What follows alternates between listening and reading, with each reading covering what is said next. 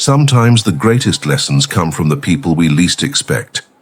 This is the story of a boy, an old man, and a broken bridge, and how one small act of kindness changed a whole village forever. In a small village surrounded by green fields and tall mountains, there lived a young boy named Arif. He was quick, clever, and full of energy, but he also had one big weakness. He thought only smart people mattered. He often laughed at others who couldn't read or count as fast as he could. "They're slow," he would say. "I'll go to the city one day and never come back to this foolish village." The villagers liked Arif, but they were hurt by his pride. One day, as the sun was setting and the sky was painted orange and pink, Arif sat near a broken wooden bridge on the edge of the village. This bridge connected their village to the fields beyond, but no one used it anymore because it had cracked during a storm. While Arif threw stones into the river, he saw an old man slowly walking toward the bridge, holding a bundle of tools. His back was bent, his beard white, and his steps shaky. It was Baba Kareem, the oldest man in the village. Arif called out, "Baba Kareem!" "What are you doing with those tools?" "That bridge is useless. It'll fall any day." The old man smiled kindly and said, "I'm going to fix it." Arif laughed.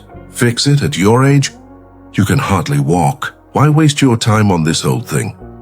Nobody crosses it anymore." Baba Kareem looked at the broken bridge and then at Arif.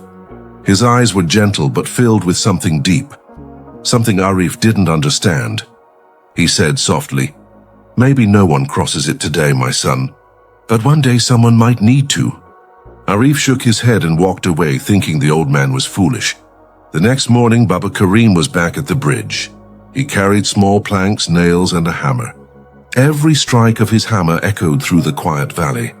Arif passed by again on his way to the fields. "You're still at it, old man.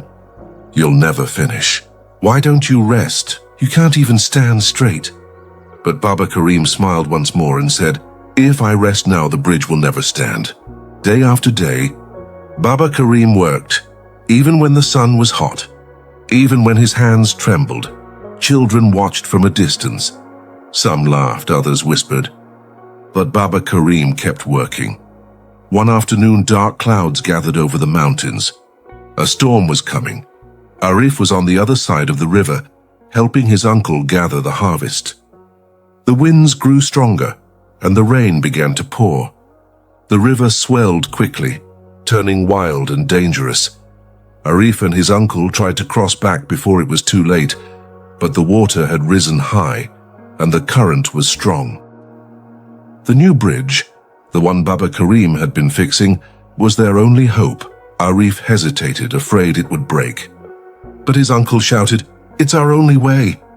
They stepped carefully onto the bridge. The wood was wet, creaking under their feet, but it held. Step by step, they crossed safely to the other side. When Arif looked back, the bridge swayed in the rain, but it didn't fall. And then he saw Baba Kareem standing on the bank holding his walking stick, soaked in rain but smiling. That night, the storm finally ended. The next morning, the villagers gathered near the bridge. Many had seen the damage the storm caused. Trees fallen, fields flooded, but the bridge still stood strong. They looked at Baba Kareem with deep respect. Arif walked toward him, his eyes full of shame.